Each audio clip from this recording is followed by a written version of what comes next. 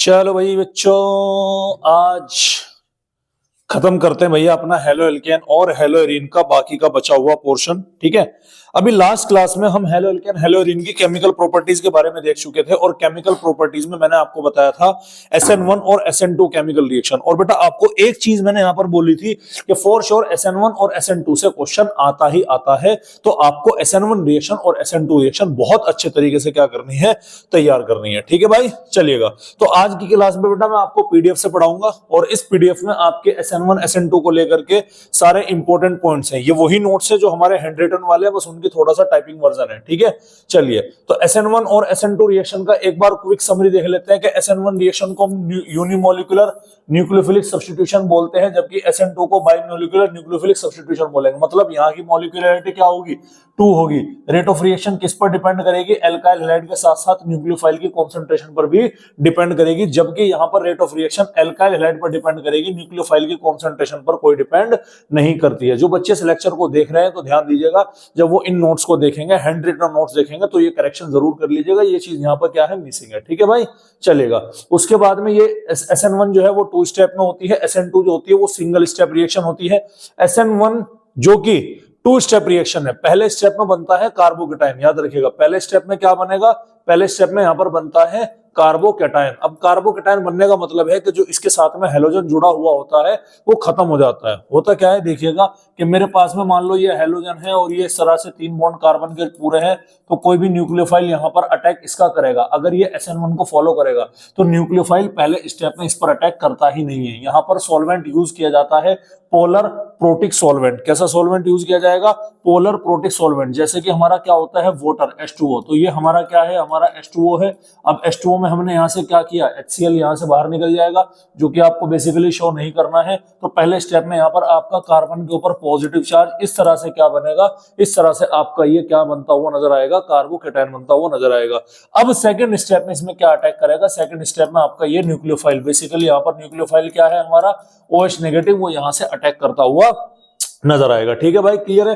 कभी कभी आपके वाटर ना देकर के वो सीधा सीधा क्या दे देगा, आपको वो दे देगा एक्वस NaOH दे देगा।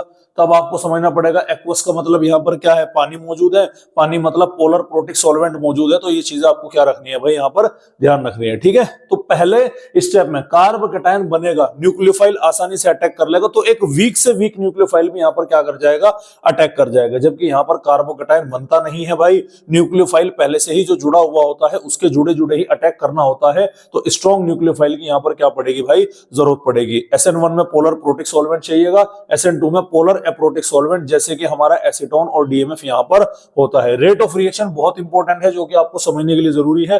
टर्शरी अल्काइल हैलाइड में सबसे ज्यादा, सेकेंडरी में उससे कम और प्राइमरी में क्या होगी, सबसे कम होगी। जबकि rate of reaction SN2 reaction में 1 डिग्री, यानी कि प्राइमरी में सबसे फास्ट होगी, सेकेंडरी में उससे कम होगी और टर्शरी में क्या होती है भाई, सबसे कम होती हुई नजर आएगी। हेलोजन के हिसाब से हम बात करें तो एल्काइल आयोडाइड में सबसे ज्यादा होगी, उसके बाद ब्रोमाइड, उसके बाद क्लोराइड, देन फ्लोराइड, और दोनों के लिए पॉइंट क्या है भाई, सिमिलर है। ठीक है, इंपॉर्टेंट पॉइंट क्या है कि अगर हम यहाँ पर कायरल कार्बन ले रहे हैं, कायरल कार्बन ऐसा कार्बन होता है कि जिसके पास में कार्बन की चारों वैलेंसी अलग अलग ग्रुप से पूरी होती है। क्या बोला बेटा मैंने, कि कायरल कार्बन ऐसा कार्बन होता है कि जिसके पास जिसकी कार्बन की चारों वैलेंसी अलग अलग वैलेंसी से पूरी होती है, अलग अलग ग्रुप से जुड़ा हुआ होता है, उसको कायरल कार्बन लिया जाएगा। अगर आप प्रोडक्ट लेंगे SN2, यानी कि SN2 मैकेनिज्म को फॉलो करते हैं, तो आपका प्रोडक्ट में बनता है इन्वर्जन। इन्वर्जन का मतलब क्या है कि हेलोजन की जो पोजीशन शुरुआत में रहेगी बनने वाले प्रोडक्ट में, उसके अपोजिट रिएक्शन होगी। इसको हम क्या बोलेंगे, इसको हम बोलेंगे इन्वर्जन। तो यहाँ पर जो प्रोडक्ट बनता है उसका नाम क्या होता है, वोल्डेन इन्वर्जन। कारण क्या है, कारण है कि हेलोजन के जुड़े जुड़े किसी न्यूक्लियोफाइल को अटैक करना है तो वो फ्रंट अटैक तो नहीं कर पाएगा, कहां से अटैक करेगा, वो बैक अटैक पॉसिबल है। इसीलिए न्यूक्लियोफाइल कहां जुड़ा हुआ है, कार्बन के पीछू की तरफ जुड़ा हुआ होता है, जबकि यहाँ पर ऐसा नहीं होता। कार्बोकेटाइन बनाना, अब वो फ्रंट से भी अटैक कर सकता है और बैक से भी अटैक कर सकता है। तो 2 टाइप के यहाँ पर प्रोडक्ट बनेंगे, ध्यान से सुनिएगा। और दोनों टाइप के प्रोडक्ट, एक प्रोडक्ट तो फ्रंट अटैक से तो ऐसा बनेगा, दूसरा प्रोडक्ट क्या बनेगा, बैक अटैक से ऐसा बनेगा। और इंटरेस्टिंग बात यह है कि जब दोनों प्रोडक्ट को हम एनालाइज करते हैं तो दोनों प्रोडक्ट एक दूसरे की क्या होती है, मिरर इमेजेस होते हैं। और इन्हीं इक्विमोलर मिक्सचर को हम क्या बोलते हैं भाई, रेसेमिक मिक्सचर के नाम से जाना जाता है। तो ध्यान दीजिएगा, रेसेमिक मिक्सचर बनता हुआ आपको क्या होगा, नजर होगा, और ये एक दूसरे की क्या होती है, मिरर इमेज होगी। ये जो प्रोडक्ट जिसमें हेलोजन जिस साइड जुड़ा हुआ है उस साइड पर ही अगर न्यूक्लियोफाइल जुड़ा हुआ है, इसको हम बोलते हैं रिटेंशन। रिएक्शन, और अगर उसके अपोजिट है तो उसको हम क्या बोलेंगे, इन्वर्जन। तो क्वेश्चन पूछा जा सकता है कि what is racemic mixture. Racemic mixture होता है equimolar mixture of inversion and आपका किसका, रिटेंशन। समझ में आ रही बात, एक दूसरे की मिरर इमेजेस होते हैं तो इसका इक्विवेलेंट मिक्सचर को हम क्या बोलेंगे, रेसिमिक मिक्सचर के नाम से जाना जाएगा। तो ये चीज बेटा लास्ट क्लास में मैंने आपको क्या कर दी थी, सारी की सारी बातें आपको बता दी थी। एग्जांपल दे रखा, टर्शियरी अल्काइल हैलाइड है, टर्शियरी का मतलब क्या है, कौन सा मैकेनिज्म फॉलो होगा यहाँ पर, SN1। कॉमन सेंस की बात है, कैसे पता लगा सर टर्शियरी है, क्योंकि SN1 रिएक्शन 3 डिग्री में सबसे ज्यादा है, प्राइमरी में क्या होगा, सबसे कम होगा। इस तरह से क्या रखनी है, याद रखनी है। सेकंड हम बात करते हैं आज रिएक्शन विद मेटल के बारे में। किसके बारे में बात करेंगे भाई, रिएक्शन विद मेटल। हमारी एल्काइल हैलाइड और एराइल हैलाइड दोनों ही मेटल के साथ में क्या शो कर सकती हैं, रिएक्शन शो कर सकती है। और मेटल भी कौन सा, एक्टिव मेटल, जैसे कि सोडियम, काफी ज्यादा इंपॉर्टेंट रिएक्शन है, नेम रिएक्शन है, 11th क्लास में भी आती है, तो ध्यान से देखिएगा। होता क्या है देखिएगा, सर मैंने क्या ली, 1 यूनिट एल्काइल हैलाइड के लिए, कोई दिक्कत वाली बात है। 1 यूनिट और ले ली, कोई टेंशन वाली बात, कोई टेंशन नहीं। साथ ही साथ 2 यूनिट किसकी ले ली मैंने भाई, 2 यूनिट ले ली मैंने सोडियम की। प्रेजेंस किसका रखा मैंने, प्रेजेंस रखी यहाँ पर ड्राई ईथर का। तो यहां से क्या बाहर निकलेगा आपका, 2 यूनिट NaX यहां से बाहर निकलता हुआ नजर आएगा, और ये कार्बन की चेन क्या हो जाएगी, आपस में जुड़ जाएगी। आपने वो डायलॉग तो सुना होगा ना, 25 दिन में पैसा डबल, ये भाई वही है। एक कार्बन लोगे, वुड्स रिएक्शन में 2 बनेंगे, 2 लोगे 4 बनेंगे, 3 लोगे 6 बनेंगे, यानी कि पैसा यहाँ पर क्या होगा, डबल होगा। एग्जाम्पल देखिएगा बॉस, मैंने बोला कि क्या है, CH3Cl प्लस किससे रिएक्शन कराई मैंने, Na से, 2 Na यहाँ पर ले ली, और प्लस Cl क्या आ गया हमारा, CH3। ठीक है, इस तरह से। तो यहां से क्या बाहर निकली, 2 यूनिट यहां से NaCl की बाहर निकली, एक कार्बन की वैलेंसी इसकी फ्री, एक इसकी फ्री, दोनों आपस में मिलकर के क्या बना देंगे भाई, इथेन की फॉर्मेशन कर देंगे। कहने का मतलब क्या है कि वुड्स रिएक्शन में आप हायर एल्केन्स की फॉर्मेशन करते हैं। एक कार्बन का लोगे एल्काइल हैलाइड तो 2 मिलेंगे, 2 का लोगे तो 4 कार्बन का एल्केन मिलेगा, 5 लोगे तो आपका 10 कार्बन का एल्केन मिलेगा। इस तरह से आपको क्या रखना है, ध्यान रखना है। ठीक है, पॉइंट क्या है, पॉइंट ये है कि 2 यूनिट आपने क्या ली, एल्काइल हैलाइड की। अगर यही सेम काम तुम बेंजीन रिंग से करो, बेंजीन रिंग का मतलब क्या है कि आपके एक बेंजीन रिंग मेरी ये रही, ठीक है भैया, हेलो एल्केन की जगह इस बार मैंने क्या ले लिया, हेलो एरीन ले लिया। 2 यूनिट में क्या ले रहा हूं, अगेन यहां से Na की ले रहा हूं, और साथ ही साथ यहां पर मैं अगेन क्या ले रहा हूं, 1 यूनिट बेटा मैंने यहां पर हेलो बेंजीन यानी क्लोरोबेंजीन की और ले ली। तो अगेन यहां से क्या बाहर निकलेगा, NaCl यहां से बाहर निकलेगा, ड्राई ईथर की प्रेजेंस में ही ये रिएक्शन होगी। तो यहां पर क्या बनेगा बेटा, यहां पर दोनों बेंजीन रिंग आपस में क्या होगी, दोनों बेंजीन रिंग आपस में ये जुड़ती हुई आपको नजर आएगी। बाइफिनाइल इसको हम यहां पर बोल देंगे। इसको हम क्या बोलते हैं भाई, इसको बोलते हैं फिटिक रिएक्शन। एक क्या है, वुड्स रिएक्शन। तो वुड्स रिएक्शन में हम क्या यूज करते हैं, एल्काइल हैलाइड। फिटिक रिएक्शन में हम क्या यूज करते हैं, एराइल हैलाइड। वुड्स फिटिक दोनों का मिक्सचर हो गया। सर एक तरफ में एल्काइल हैलाइड लूंगा, दूसरी तरफ में क्या लूंगा, दोनों सोडियम तो एज इट इज रखूंगा ना, दूसरी तरफ में क्या लूंगा, यहाँ पर एराइल हैलाइड को यहाँ पर इस्तेमाल करूंगा। यहाँ से क्या बाहर निकलेगा, ये NaCl यहाँ से 2 NaX यहाँ से बाहर निकलते हुए नजर आएंगे, और फॉर्मेशन होगी किसकी, हमारे बेंजीन रिंग के ऊपर, इस कार्बन की चेन की, बोलते हैं इसको एल्काइल बेंजीन। तो ये हमारा क्या हो गया भाई, ये हमारा हो गया वुड्स फिटिक रिएक्शन। याद रखनी है आपको, ठीक है भाई, इंपॉर्टेंट है, ध्यान से देखिएगा कैसे रिएक्शन आगे मेंशन भी है, एक एक करके वो हम यहाँ पर देख लेंगे। वुड्स रिएक्शन जैसा कि मैंने आपको बताया, 2 यूनिट मैंने किसके लिए, मिथाइल ब्रोमाइड के लिए, 2 यूनिट सोडियम से रिएक्ट करेंगे ड्राई ईथर की प्रेजेंस में।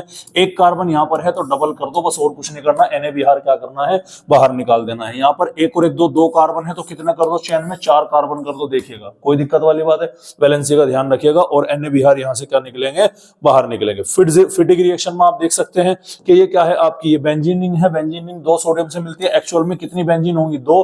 तो 2 सोडियम से लेंगे तो यहाँ से क्या निकलेंगे बाहर, ये 2 NaX यहाँ से बाहर निकला। दोनों बेंजीन आपस में जुड़ जाएंगे, क्या बना लेगी भाई, ये बाइफिनाइल की फॉर्मेशन यहाँ पर ये कर लेंगे। ठीक है, चलिए उसके बाद में वुड्स फिटिक रिएक्शन आता है कि एक मैंने क्या लिया, हेलो बेंजीन, एक सोडियम लिया, एक अगेन क्लोरीन लिया। तो ये आपका ये आधी बात समझ में, ये यहाँ से NaCl आपके बाहर निकल गया। इस बेंजीन रिंग के ऊपर ये आपके मिथाइल ग्रुप जाकर के जुड़ गया, क्या बन गया, मिथाइल बेंजीन, बोले तो टॉलुइन इसको हम बोलते हैं। तो भाई ये हमारा क्या हो गया, ये हमारा हो गया बेटा वुड्स फिटिक रिएक्शन। तो इसको क्या रखना है, आपने ध्यान रखना है। ठीक है, चलिए तो ये थी हमारी रिएक्शन ऑफ हेलो एल्केन, और कुछ मैंने यहाँ पर हेलो एरीन्स भी पढ़ा दी रिएक्शन विद मेटल के साथ में। अब हम किसके बारे में बात करेंगे, अब हम बारे में बात करेंगे भैया हेलो एरीन की केमिकल रिएक्शन को लेकर के। ठीक है, चलिए तो हेलो एरीन 2 तरह की रिएक्शन शो करेगा। एक करेगा न्यूक्लियोफिलिक सब्स्टिट्यूशन रिएक्शन, जिसको आप अभी भी पढ़ के आ चुके हैं। अच्छा एक चीज मैं और बता देता हूं आपको भी, हेलो एल्केन की एक टाइप की रिएक्शन और है, सब्स्टिट्यूशन तो आपने पढ़ ही लिया, ये तो आपने सब्स्टिट्यूशन तो पढ़ लिया, न्यूक्लियोफिलिक सब्स्टिट्यूशन रिएक्शन। एक रिएक्शन और होती है जिसका नाम होता है एलिमिनेशन रिएक्शन। याद रखना बहुत इंपॉर्टेंट है, कई सवाल सवाल इसके ऊपर आपको मिलेंगे, ये मैं बता रहा हूँ, नोट्स के अंदर इंक्लूड नहीं है, तो जब आप ये लेक्चर देखेंगे अपने जो नोट्स हैं वहां पर ये पॉइंट जरूर मेंशन कर लीजिएगा, पहले ही बता रहा हूँ, ठीक है।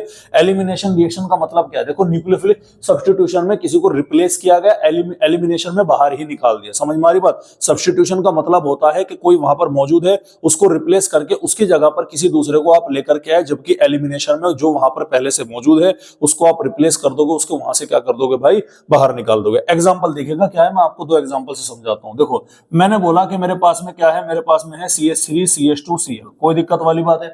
इसकी रिएक्शन में कराता हूं एक्वस NaOH से, ठीक है। किससे कराया मैंने, एक्वस NaOH से। पहली तो बात, ये कौन सा एल्कोहल है हमारा, कौन सा अल्काइल हैलाइड है, ये है हमारा प्राइमरी अल्काइल हैलाइड। कौन सा है भैया, 1 डिग्री का अल्काइल हैलाइड है। NaOH यहां से रिएक्ट करेगा, तो इतना तो समझ में आ गया कि न्यूक्लियोफिलिक सब्स्टिट्यूशन रिएक्शन यहां पर होगी, OH Cl को रिप्लेस कर देगा और प्रोडक्ट हमारा क्या बनेगा भाई, प्रोडक्ट बनेगा CH3 CH2 और यहां पर क्या बनेगा हमारा ये OH। ये क्या हो गया हमारा, ये हो गया हमारा SN reaction, nucleophilic substitution reaction. कोई दिक्कत वाली बात है भाई, कोई दिक्कत वाली बात नहीं। प्रॉब्लम कहां आएगी, प्रॉब्लम आएगी इस तरह से कि यही सेम रिएक्शन अगर मैं इसको करा देता हूं किसके साथ में भाई, अगर मैं इसको करा देता हूं बच्चों एल्कोहलिक KOH की प्रेजेंस में, किस, एल्कोहलिक NaOH की प्रेजेंस में, किसकी प्रेजेंस में करा दी मैंने, एल्कोहलिक NaOH की प्रेजेंस में, ठीक है। देखो यहां पर भी NaOH है, यहां पर भी NaOH है, यहां पर भी इथाइल क्लोराइड है, यहां पर भी इथाइल क्लोराइड है। प्रॉब्लम कहां है, प्रॉब्लम है कि यहां पर NaOH एक्वस वाला है और यहां पर इस NaOH ने क्या पिया हुआ है, दारू पिया गया है। बिल्कुल ऐसे ही जैसे दारू आपने पी रखा है, बिल्कुल ऐसे ही जैसे दारू का आपने लाया था ना,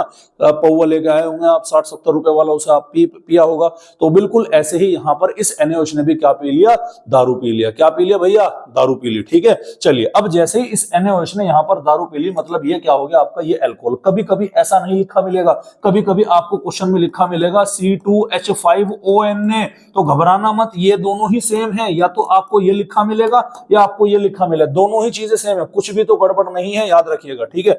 जब भी आप ये वाला आपको लिखा मिलेगा तो आपको कुछ नहीं करना, एक क्लोरीन यहां से और एक हाइड्रोजन यहां से, दोनों को -HCl यहां से कर दीजिएगा। क्या बचा, एक हाइड्रोजन जैसे तुमने यहां से हटाया तो CH2 बचा और सिंगल बॉन्ड CH2 यहां पर रहा। क्लोरीन तुमने हटाया, एक वैलेंस इस कार्बन की फ्री, एक इसकी फ्री, दोनों के बीच में क्या लगा दिया, डबल बॉन्ड लगा दिया। तो यहां से क्या बनती है भैया, यहां से बनती है हमारी एल्कीन की फॉर्मेशन होती है। क्या होती है बच्चों, यहां पर हमारी एल्कीन की फॉर्मेशन होती हुई नजर आएगी। तो ये हमारी एलिमिनेशन रिएक्शन है, इसको ध्यान से देखिएगा, ठीक है। होता कैसे है देखिएगा, ये है हमारा CH3 को मैं लिख सकता हूं कि CH2 और एक हाइड्रोजन नीचे, अरे अभी तो CH3 है, उसके बाद में मैंने क्या लिखा, ये CH2 लिखा, इधर क्या लिखा Cl, क्या बाहर निकला, यहां से HCl बाहर निकला, तो CH2 के बीच में क्या आ गया, डबल बॉन्ड आ गया। मैं अगेन बोल रहा हूं, नोट्स के अंदर नहीं है, जब आप ये लेक्चर देख रहे हैं तो बराए मेहरबानी इस पॉइंट को अपने नोट्स के अंदर जरूर मेंशन कर लो, अबे कर लो, अन्य गुद्दी पे लग जाएगा, यहीं से निकल के मारूंगा फोन में, कोई समझ रहे हो ना। खैर, तो मैं क्या बोल रहा हूं बेटा, मैं बोल रहा हूं कि ये पॉइंट अपना क्या करो मेंशन। अगेन वही वाली कहानी है जैसे हमने पहले पढ़ी थी मार्कोनिको एंटी मार्कोनिको टाइप में, तो यहां पर भी कुछ ऐसे ही कहानी निकल के आती है। कहानी क्या है देखिएगा सर, इस बार मेरे पास में जो मैंने एक प्रोडक्ट लिया है, मैं कह रहा हूं पहले नोट कर लेना यहां पर, क्योंकि अब मैं यहां से इसे मिटाने वाला हूं, ठीक है। अच्छा, इसे अभी नहीं मिटा रहा, कुछ समझाना है, ठीक है। चलिए, इस बार मैंने क्या किया, इस बार मैंने प्रोडक्ट में थोड़ा सा क्या कर दिया, चेंज कर दिया। रिएक्टेंट में इस बार मैंने क्या कर दिया, चेंज कर दिया। क्या मैंने चेंज किया CH3 CH2 और ये क्या हो गया मेरा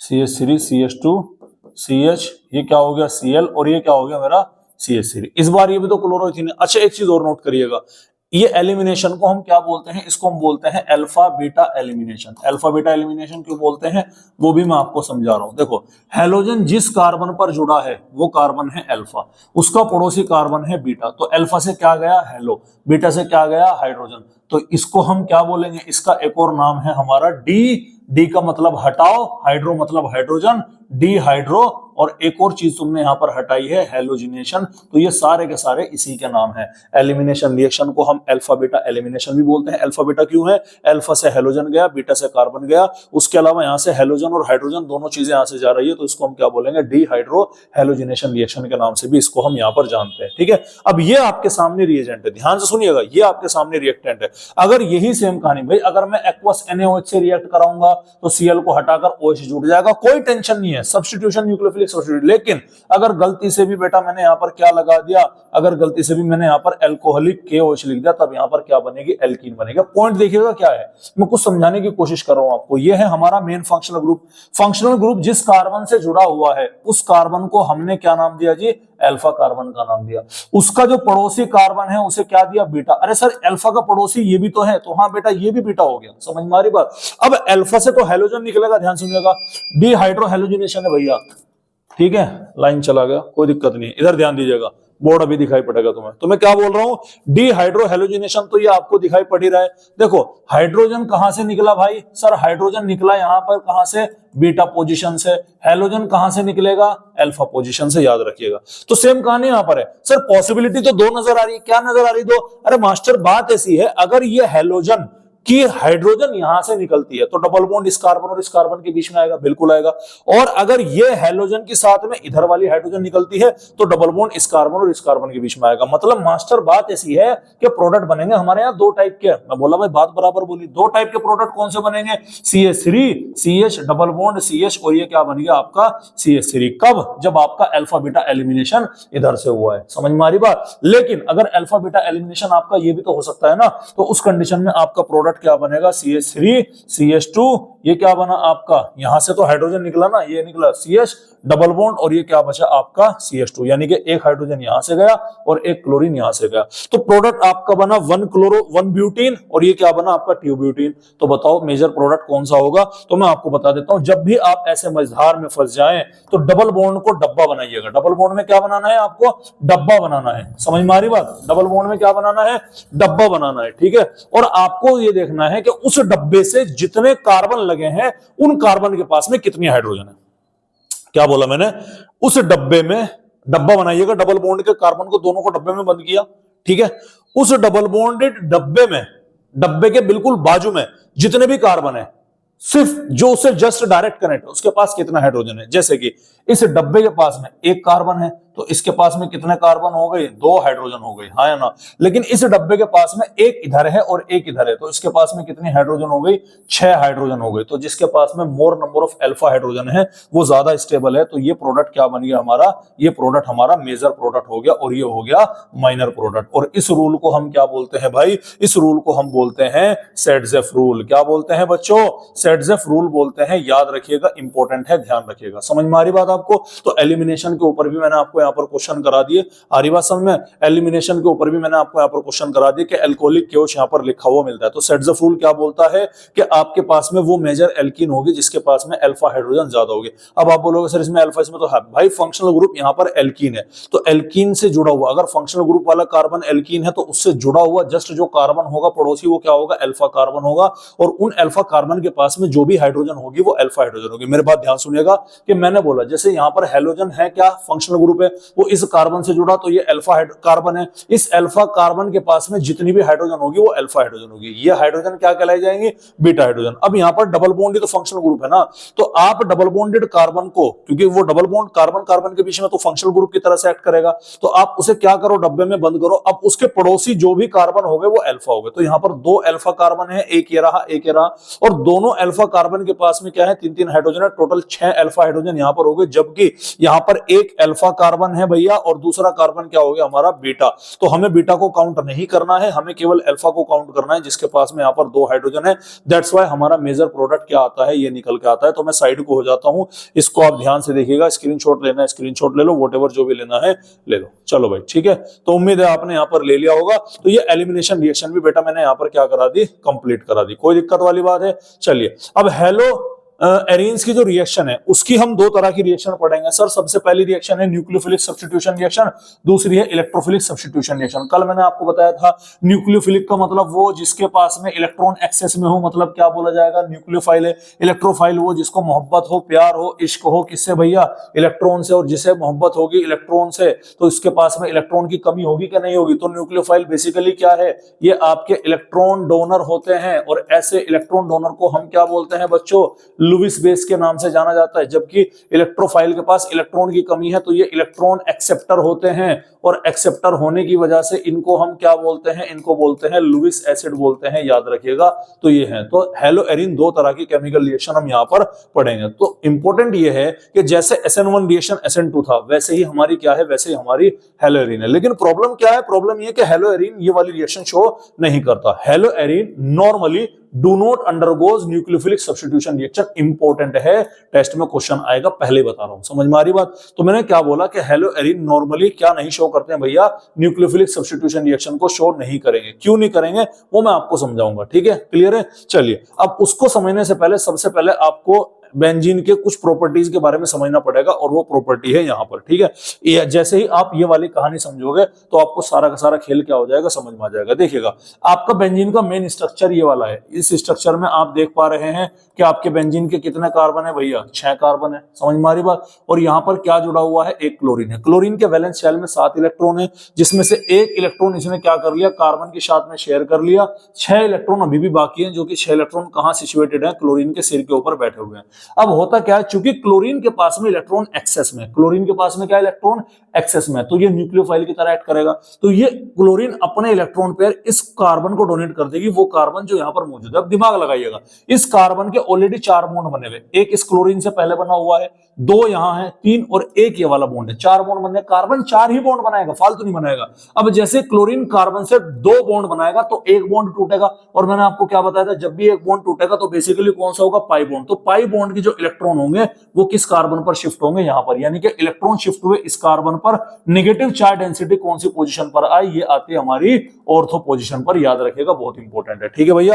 ऑर्थो पोजीशन है फंक्शनल ग्रुप के जस्ट बाजू वाली। और एक सबसे इंपॉर्टेंट चीज क्या है, चूंकि क्लोरीन ने यहां पर लोन पेयर डोनेट करी, क्लोरीन के ऊपर कैसा चार्ज आ गया, पॉजिटिव, और कार्बन और क्लोरीन के बीच में एक पार्शियल डबल बॉन्ड कैरेक्टर यहां पर, डबल बॉन्ड यहां पर क्या हो जाता है भाई, डेवलप हो जाता है, तभी तो कार्बन के 4 है। चलिए, अब नेगेटिव चार्ज अनस्टेबल रहेगा तो वो क्या करेगा, वो अपना नेगेटिव तुरंत इस वाले कार्बन को, यानी कि इस और इस कार्बन के बीच में सप्लाई कर देगा। अब इस वाले कार्बन को ध्यान से देखो, इसकी वैलेंसी अभी भी 4 पूरी है सर, 1 2 3, अरे चौथी कहां है मास्टर, अब भाई चौथी हाइड्रोजन से भी तो है, जो कि हिडन फॉर्म में है, तो चारों वैलेंसी। अब जैसे ही इसको यहां पर डाला तो सिंगल बॉन्ड तो टूटेगा नहीं, डबल बॉन्ड में जो पाई बॉन्ड होगा उसके इलेक्ट्रॉन कहां शिफ्ट होंगे, यहां पर। यानी कि इस बार नेगेटिव चार्ज डेंसिटी कहां आई, यहां पर। तो नेगेटिव पहले कहां थी, ऑर्थो पर थी, अब इस वाले पे नहीं है, इससे एक छोड़ के आ गए। इस पोजीशन को हमने क्या नाम दिया, पैरा का नाम दिया, ठीक है। और ये यहां पर डबल बॉन्ड इधर आ गया, और ये आपका इधर आ गया, कोई दिक्कत वाली बात है। अगेन पॉजिटिव, और ये डबल बॉन्ड आपका ऐसे ही रहा। नेगेटिव ज्यादा देर स्टेबल नहीं रहेगा, तो नेगेटिव क्या करेगा, ये इस कार्बन और, यानी कि इस कार्बन और इस कार्बन के बीच में डालेगा। अगेन इस कार्बन के 4 बॉन्ड थे, तो वो क्या करेगा भैया,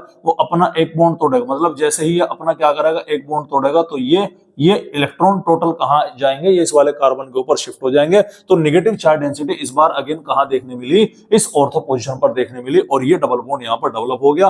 बाद में ये यहां पर आ जाता है, जिससे नतीजा इस और इस कार्बन के बीच में नया बॉन्ड बनने पर तो ये इलेक्ट्रॉन अपने वापस खींच लेता है, तो क्लोरीन वापस सिंगल बॉन्डेड हो जाता है और अपने बॉन्ड की पोजीशन इस तरह से ऑक्यूपाई कर लेगा। तो इसमें आपको 2 चीजें समझनी है। सबसे पहला कि जो इलेक्ट्रॉन क्लोरीन ने इलेक्ट्रॉन पेयर दी है, तो इससे बेंजीन रिंग के ऊपर इलेक्ट्रॉन एक्सेस में आया कि नहीं आया, पहली बात। दूसरी बात है कि वो जो इलेक्ट्रॉन एक्सेस में आ रहा है, उस इलेक्ट्रॉन की वजह से जो नेगेटिव चार्ज डेंसिटी है आपको वो पूरी की पूरी जगह पर केवल कहां दिखाई पड़ी सर, ऑर्थो पर दिखाई पड़ी, पैरा पर दिखाई पड़ी और ऑर्थो पर दिखाई पड़ी। समझ में आ रही बात। इसका मतलब कोई स्पीसीज अगर ऐसी है जिसके पास इलेक्ट्रॉन की कमी है, क्या बोल रहा हूं मैं, ध्यान सुनिएगा, कोई स्पीसीज ऐसी है जिसके पास इलेक्ट्रॉन की कमी है और वो अटैक करने आ रही है, किस पर अटैक करने आ रही है, बेंजीन रिंग पर। समझ में आ रही बात, ध्यान सुनिएगा। तो वो कहां अटैक करेगी, वो अटैक करेगी ऑर्थो और पैरा पोजीशन पर। इंपॉर्टेंट है। तो नेगेटिव पे कौन अटैक करेगा, इलेक्ट्रोफाइल, जिसके पास इलेक्ट्रॉन की कमी है। तो अगर कोई इलेक्ट्रोफाइल अटैक करेगा तो वो या तो ऑर्थो पर अटैक करेगा या फिर कहां अटैक करेगा, पैरा वाला। तो एक तो पॉइंट आपको समझना है। दूसरा क्या समझना है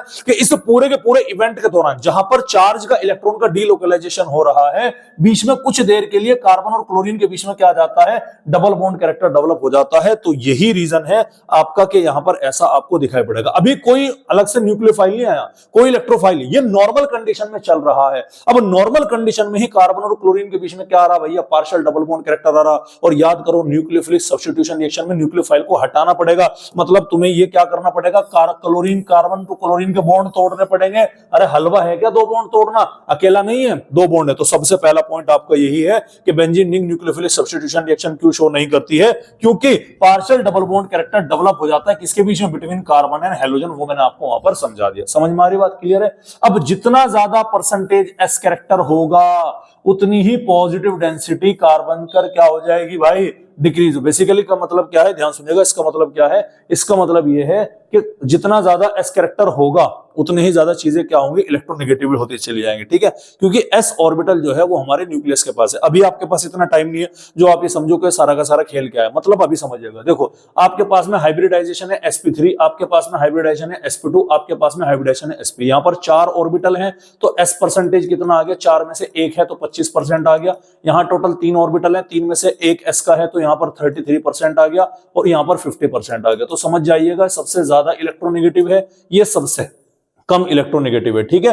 अगर न्यूक्लियोफाइल अटैक करेगा, ध्यान सुनिएगा, न्यूक्लियोफाइल अटैक करेगा, वो इस पर अटैक करेगा, इन पर अटैक नहीं करेगा, क्योंकि sp2 और sp ऑलरेडी क्या है, ये खुद न्यूक्लियोफाइल की तरह से एक्ट करते हैं। ये खुद क्या करते हैं भैया, ये खुद आपके इलेक्ट्रॉन रिच स्पीसीज है, समझ रहे नहीं समझ रहे। तो यही तो लिखा कि ज्यादा परसेंटेज एस कैरेक्टर होने की वजह से, ज्यादा परसेंटेज एस कैरेक्टर होने की वजह से कार्बन जो कि बेंजीन रिंग का कार्बन है उस पर पॉजिटिव चार्ज की जो डेंसिटी होती है बेटा डिक्रीज हो जाती है, इसलिए न्यूक्लियोफिलिक अटैक हम यहां पर नहीं कर सकते। तीसरा क्या है कि देखो बेंजीन रिंग के पास में पाई इलेक्ट्रॉन ऑलरेडी मौजूद है और प्लस न्यूक्लियोफाइल खुद नेगेटिवली चार्ज होगा, तो न्यूक्लियोफाइल और पाई इलेक्ट्रॉन बेंजीन के बीच में क्या होगा, रिपल्शन होगा जब वो पास पास आएंगे, इसलिए भी यहां पर ये रिएक्शन नॉर्मल कंडीशन नहीं है। चौथा, अगर कार्बोकैटायन बन भी गया, कुछ करके आपने कार्बन क्लोरीन का बॉन्ड तोड़ दिया, तो कार्बोकैटायन अगर बना तो हाईली अनस्टेबल बनेगा। इसका मतलब ये कभी भी अगर शो करेगा तो SN1 तो बिल्कुल भी शो नहीं करेगा, हमेशा अगर शो करेगा तो SN2 ही करेगा। इन्हीं रीजन की वजह से ये यहां पर benzene ring under normal condition nucleophilic substitution reaction show नहीं करेगा। लेकिन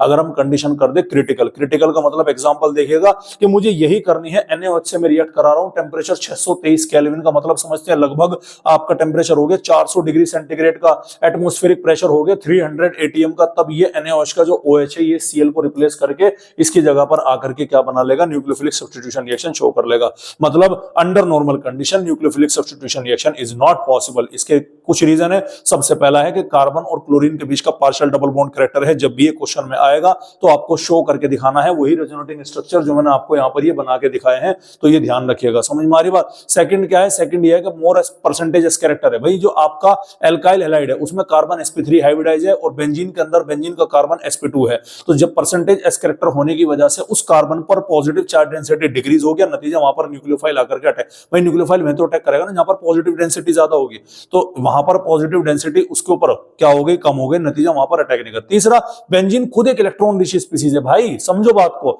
और न्यूक्लियोफाइल भी वो भी इलेक्ट्रॉन रिच स्पीसीज है, तो एक इलेक्ट्रॉन रिच स्पीसीज दूसरी इलेक्ट्रॉन रिच स्पीसीज के पास जाएगी तो क्या होगा, रिपल्शन होगा, like charge repel each other, unlike charge क्या होगा, attract each other. That's why यहां पर ऐसा नहीं होगा। और चौथा पॉइंट क्या है कि अगर यहां पर हुआ तो कार्बोकैटायन कौन सा बनेगा, हाईली अनस्टेबल होगा। बेटा आपको ये चीज याद रखनी पड़ेगी, ठीक है, क्लियर है। तो इसी वजह से यहां पर benzene under normal condition show नहीं करे, एक्सट्रीम कंडीशन पर शो कर सकती है, याद रखिएगा। उसके बाद में आता है आपका electrophilic substitution reaction. Electrophilic substitution reaction already बता दिया मैंने कि इलेक्ट्रोफाइल आएगा, इलेक्ट्रोफाइल मतलब जिसके पास इलेक्ट्रॉन की कमी है, कहां अटैक करेगा, आइदर ऑर्थो पर करेगा या फिर क्या करेगा, पैरा पर। और यहां पर ये कंपाउंड क्या बनते हैं, ऑर्थो और पैरा डायरेक्टिव कंपाउंड बनते हैं, जिसमें जो आपका पैरा, जब इलेक्ट्रोफाइल पैरा पोजीशन पर जुड़ेगा तो वो वाला प्रोडक्ट आपका क्या होगा, मेजर होगा, क्योंकि यहां पर स्टेरिक हिंड्रेंस सबसे कम होगा, मैक्सिमम स्टेबिलिटी ही हमको यहां पर दिखाई पड़ेगी, ठीक है। और लास्ट में आपको मैं 4 रिएक्शन ये आपको बता देता हूं क्या है, देखिएगा। क्लोरोबेंजीन है, क्लोरोबेंजीन की रिएक्शन में Cl2 से करा रहा हूं, AlCl3 के प्रेजेंस में अगर मैं कराऊंगा, जब भी क्लोरीन की रिएक्शन कराऊंगा तो AlCl3 एनाइड्रस, AlCl3 का मैं यहां पर क्या रखूंगा, यूज रखूंगा। तो देखो एक क्लोरीन है तो ये क्लोरीन एक बार कहां जुड़ेगा, ऑर्थो पोजीशन पर जुड़ गया, और एक बार कहां जुड़ेगा जी, पैरा पर जुड़ेगा। समझ में आ रही बात, क्योंकि यहां से जो इलेक्ट्रोफाइल जनरेट होगा वो क्या होगा, वो होगा Cl पॉजिटिव। अब आप बोलोगे सर Cl पॉजिटिव कैसे, भाई खरबूजे को देख के खरबूजा रंग पलटेगा, इसीलिए यहां पर AlCl3 लिया, ठीक है। तो हैलोजिनेशन हुआ है, एक बार क्लोरीन ऑर्थो पर जुड़ा और एक बार क्लोरीन कहां जुड़ा, पैरा पर, और पैरा वाला प्रोडक्ट क्या हो गया भैया, हमारा मेजर हो गया। ठीक है, नाम इसका 1 2 3 4 1,4 डाइक्लोरोबेंजीन इसका आईयूपैक नेम हो गया। सेकंड आ रहा है हमारा कि हमने यहाँ पर क्या लिया, HNO3 और H2SO4। जब हम ये दोनों रिएजेंट यहाँ पर यूज करते हैं तो जो इलेक्ट्रोफाइल हमारा यहाँ पर जनरेट होगा उसका नाम है NO2 पॉजिटिव। अब ये पॉजिटिव नेगेटिव पे अटैक करेगा, नेगेटिव एक बार ऑर्थो पर और एक बार कहां करेगा, पैरा पर। तो पैरानाइट्रो ये क्या है, क्लोरोबेंजीन वाला, ये प्रोडक्ट आपका क्या हो गया, ये आपका मेजर प्रोडक्ट हो गया भैया। ठीक है, तीसरी रिएक्शन यहां पर आती है फ्रीडल क्राफ्ट एल्काइलेशन। एल्काइलेशन का मतलब है कि एल्काइल ग्रुप, देखो यहां पर क्लोरीन आ रहा, तो अगेन जब क्लोरीन आ रहा है तो आपने यहां पर क्या यूज किया, एनहाइड्रस AlCl3। तो जैसे ही आप इसका यूज करेंगे तो जो इलेक्ट्रोफाइल यहां से जनरेट होगा उसका नाम क्या है, उसका नाम है मिथाइल का इलेक्ट्रोफाइल होगा, CH3 का ये होगा। अब ये एक बार ऑर्थो पर जुड़ेगा जाकर के और एक बार कहां जुड़ेगा, पैरा पर। ये रहा एक ऑर्थो पर और एक बार पैरा पर, तो ये वाला प्रोडक्ट हमारा क्या बन गया, पैरा वाला मेजर बन गया। और लास्ट क्या है भाई हमारा, लास्ट हमारा Friedel Crafts acylation. Acyl group होता है बेटा हमारा CH3 C double bond OCl, ये हमारा एसाइल Cl है। तो अगेन यहां पर हमने क्या ले लिया, अगेन यहां पर हम एनहाइड्रस AlCl3 का क्या करेंगे, यूज करेंगे। तो जो इलेक्ट्रोफाइल जनरेट होगा वो होगा ये इलेक्ट्रोफाइल क्या जनरेट होगा, CH3 C डबल बॉन्ड और इस कार्बन के ऊपर क्या रहेगा, पॉजिटिव। अब ये पॉजिटिव एक बार इस कार्बन से जुड़ेगा और एक बार इस वाले कार्बन से, तो पैरा वाला प्रोडक्ट ये क्या होगा हमारा, अगेन ये पैरा वाला प्रोडक्ट भाई हमारा यहाँ पर मेजर होगा। और ये था बेटा हमारा इलेक्ट्रोफिलिक सब्स्टिट्यूशन रिएक्शन। और इसी के साथ हमारा ये चैप्टर हेलो एल्केन और हेलो एरीन वाला क्या होता है जी, कंप्लीट होता है। कोई दिक्कत कोई परेशानी हो तो आप मुझसे मेरे नंबर पर मैसेज करके सवाल पूछ सकते हैं, ग्रुप के अंदर डाल सकते हैं, पर्सनल पूछ लो, लेकिन क्वेश्चन प्रैक्टिस यहाँ पर जरूर करो। एलिमिनेशन मैंने नोट्स के अंदर मेंशन नहीं है, तो एलिमिनेशन रिएक्शन जरूर ध्यान से दीजिएगा। सेट्स ऑफ रूल ने क्या बोला वो सारी की सारी कहानी आपको क्या रखनी है भाई, याद रखनी है। अगर मैं आपको बताऊं कि इंपॉर्टेंट पॉइंट इस चैप्टर के क्या है, तो सबसे पहले preparation of alkene, preparation of alkyl halide की मैं बात करता हूं। प्रिपरेशन ऑफ एल्काइल हैलाइड में सबसे इंपॉर्टेंट है HCl प्लस ZnCl2 वाला, और इससे भी ज्यादा इंपॉर्टेंट है भाई SOCl2 वाला। क्वेश्चन पूछा जा सकता है कि SOCl2 वाला सबसे बेस्ट मेथड क्यों है, क्योंकि इसके बाई प्रोडक्ट क्या होते हैं, गैसेस होते हैं। उसके बाद हेलो एरीन में हमारी तीसरी आती है सेंडमायर रिएक्शन। क्या आती है भैया, सेंडमायर रिएक्शन आती है। और इसी के साथ में एक और रिएक्शन आती है गटरमैन रिएक्शन। वो नाम से तो नहीं पूछेगा लेकिन रिएक्शन देकर के क्या कर सकता है, पूछ सकता है। तो प्रिपरेशन में चार ये चीजें आपको इंपॉर्टेंट है। उसके अलावा एक आता है आपका स्वार्ट्ज रिएक्शन और एक है आपका फिंकलस्टीन रिएक्शन। नेमिंग रिएक्शन है तो हाईली इंपॉर्टेंट ये है, ध्यान रखिएगा। ठीक है, उसके बाद में SN1 एंड SN2 मैंने आपको पढ़ाया। उसके बाद में मैंने क्या पढ़ाया, आपको एलिमिनेशन पढ़ाया। एलिमिनेशन से भी क्वेश्चन आए हुए हैं तो वो भी आप यहाँ पर देखिएगा। Wurtz reaction, Fittig reaction, Wurtz Fittig reaction, तो ये सारी की सारी रिएक्शन ऑलरेडी मैंने यहाँ पर आपको करा दी कि बेंजीन रिंग जो है यानी कि हेलो एरीन जो है वो न्यूक्लियोफिलिक सब्स्टिट्यूशन रिएक्शन को क्यों शो नहीं करता है, इसका प्रॉपर रीजन आपको मालूम होना चाहिए। Friedel craft alkylation, acylation, nitration, halogenation, ये आपको पता होना चाहिए। इलेक्ट्रोफाइल कहां जनरेट है, और ये सभी चैप्टर के लास्ट में आएगा। जैसे फिनोल में केवल यहाँ पर Cl की जगह OH रहेगा, बाकी सारी रिएक्शन क्या रहेंगी, सेम रहेंगी, तो ध्यान दीजिएगा। ठीक है, उसके बाद में आता है आपका मार्कोवनिकोव और एंटी मार्कोवनिकोव रूल्स है, जो आपके प्रिपरेशन ऑफ हेलो एरीन में मतलब हेलो एल्केन में आप एल्कीन से बनाते हैं एल्काइल हैलाइड का, तो ये भी आपने क्या रखना है भाई, याद रखना है। ठीक है, क्लियर है। तो कल आपका इस चैप्टर का टेस्ट होगा, अच्छे से इस चैप्टर को तैयार कीजिएगा। उम्मीद है आपकी कहानी समझ में आई होगी। और इसी के साथ हमारे आज के मुख्य समाचार समाप्त हुए। नमस्कार।